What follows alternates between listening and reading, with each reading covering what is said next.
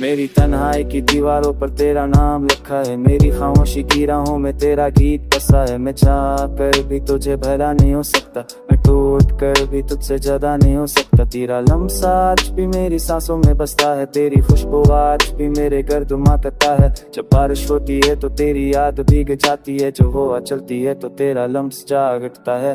तूने कहा था साथ दूंगी हमेशा, तूने कहा था कभी छोड़ोगी नहीं, पर वो वादे रेत की दीवार बन गए, वो कसम में हो आके झूके बन गए। मेरी दुआएं तुझ पे खत्म होती थी, मेरी इबादत तुझ पे मुकम्मल होती थी। अब वो सजदे खाली हैं, अब वो दुआएं बेबसी हैं। मेरा दिल आज भी तेरी राहों को तक रहा है, मेरी आंखें आज भी तेरी राहों में चल रही। तू मेरा ख्वाब था जो पकड़ गया, तू मेरा चिराग था जो बच गया। अब बंदी राही मेरा हम सफर है, अब खामोशी यही मेरी पनाह है।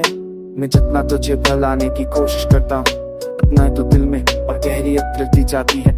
मैं जितना तुझसे दूर भागना चाहता हूँ, बढ़ती आना जा बदना चाहता है।